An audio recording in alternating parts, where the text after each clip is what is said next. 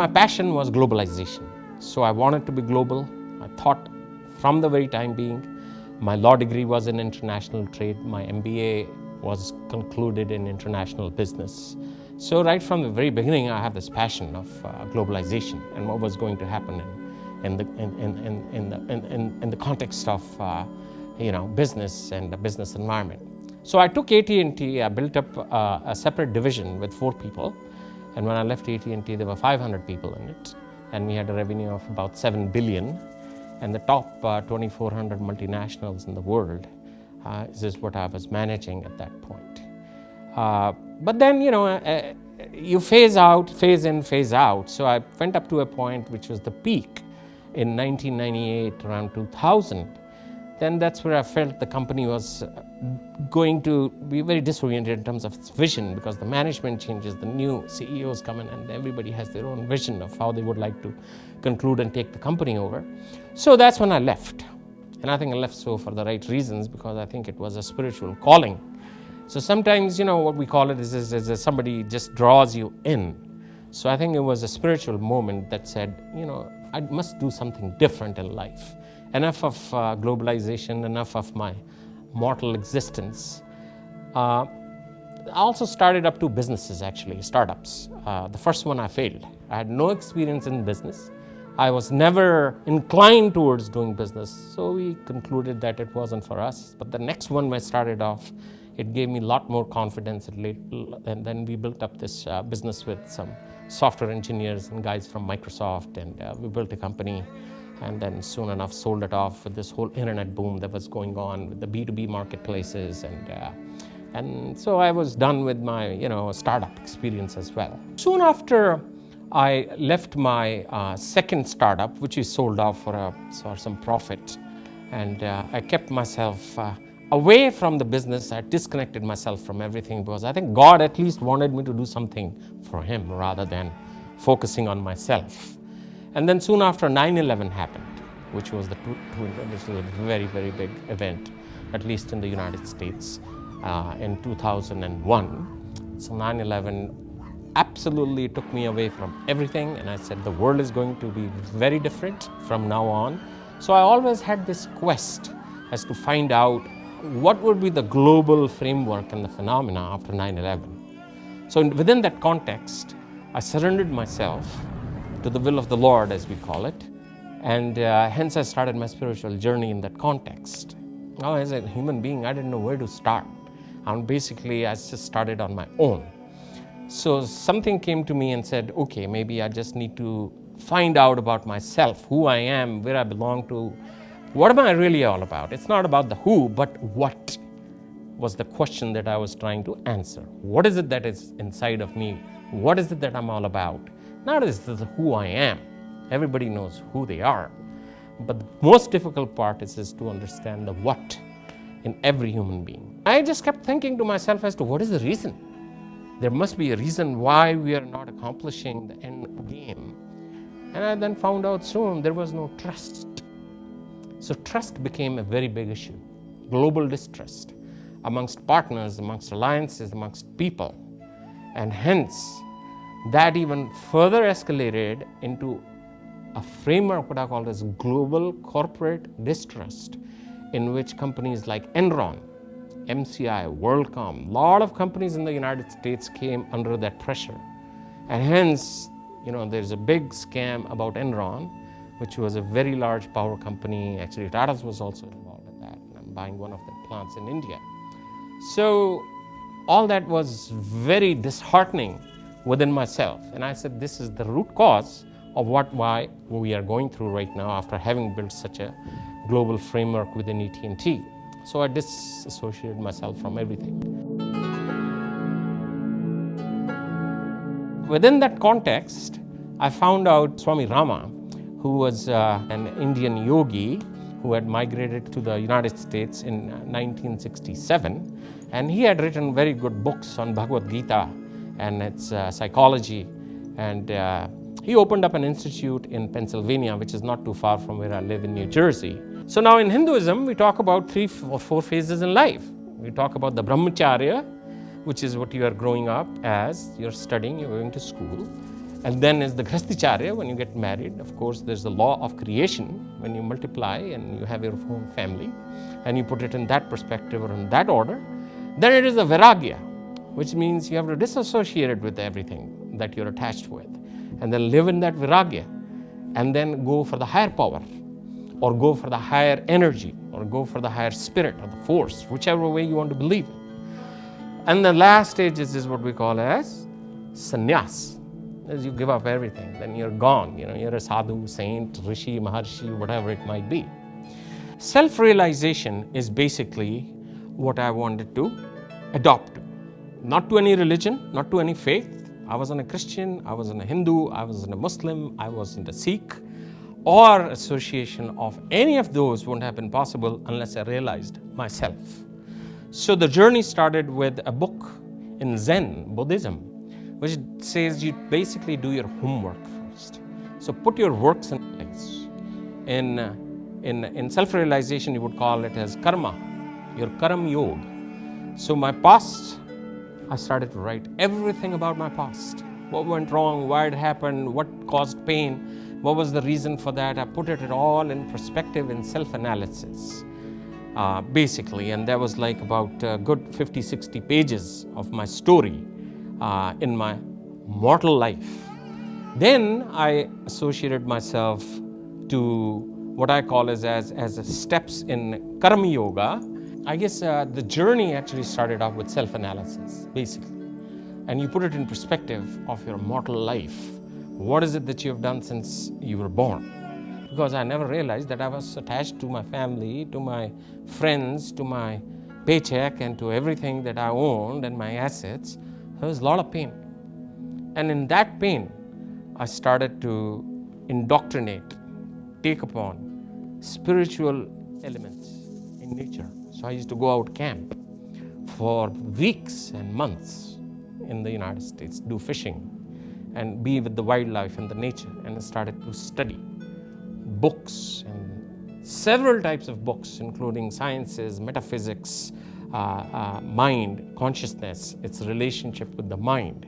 And the whole notion about future mind, future memory, everything came about.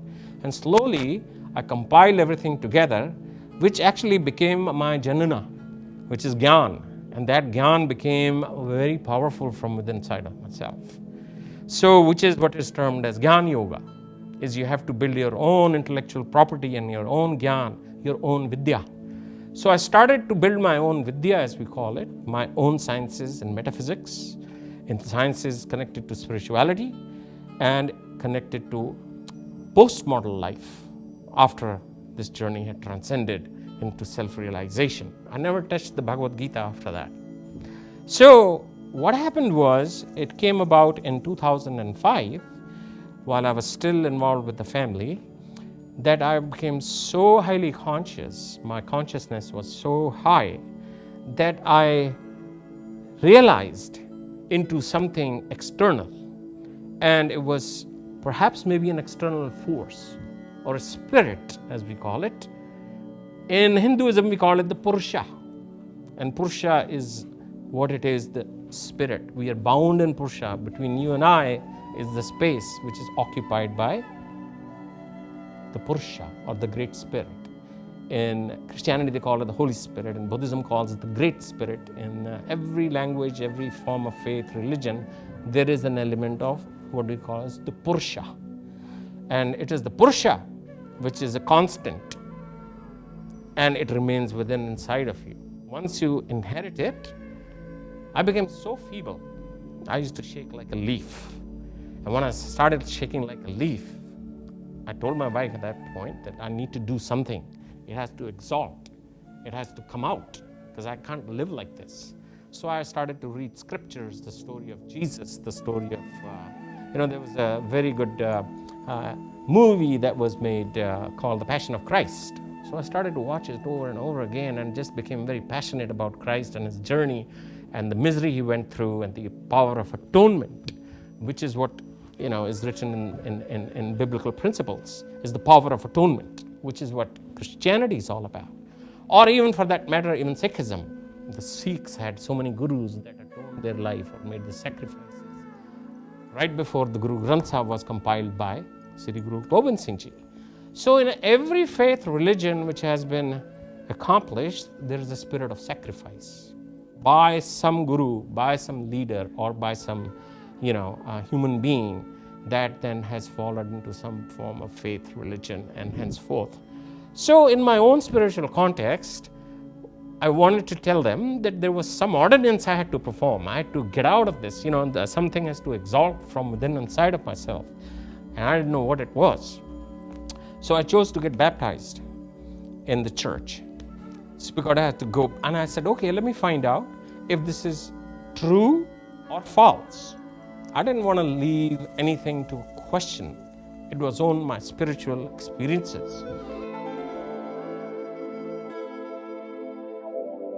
Two missionaries showed up on my doorstep and they said, you're called in and this is the church and here it is and this is the Bible, this is the gospel, these are the principles, this is what we do. I said, fine, you've come here, it's great, but give it to me in that perspective so that I can read a little bit more about it. I'm not a Christian, I'm not a Hindu, I'm not a Sikh, I'm just a human being on the spiritual journey and I've done enough of, but I'm not in favor of any organized religion at this moment. But I would like to perform an ordinance, a ritual, and I'd like to see what it is. So they said, fine, you can come in and get baptized in the church. And we have a baptism, it's a covenant, it's an ordinance. And so I went ahead, they scheduled a date, February 27th, 2005. This is when I was baptized in the Holy Spirit, or the Spirit, or the Purusha, or so I had to exalt it. So when I came out, I was, people who attended, it's like, an Indian guy who's getting baptized in a church was never heard of, and why is he there? And very interestingly enough, my bishop was a very knowledgeable guy. He knew everything about it. And he's not an average bishop as to see like in the churches. He worked for American Express at that point. And hence, but he had a lot of knowledge of the saints. These are saints that preached the gospel after the death of Christ and hence followed those footsteps. This is just a journey. I'm just trying to experience it. And the journey hasn't ended. It is just a beginning. So once I chose to get baptized, I went home. I told everybody. The same night, it was a miracle experience that lightning went through me from head to toe. There was a lightning that exalted through me. That went through me. Now you can call it in metaphysical sense, in consciousness, but there was some external force that exalted through me. And that was a moment when I separated my body from the soul. So it was real. I documented everything. For 5 days, I was sleeping and nobody could wake me up. I didn't know where I was. When I finally woke up, I was as light as a feather. I was like a feather. Like you can, blow me away into the wind and I would just be blown away. So it was a very, very, very spiritual as well as a very delicate experience. And all it was meditation on the Gayatri Mantra. This is when I started off in that context. And that was somewhere in 2006.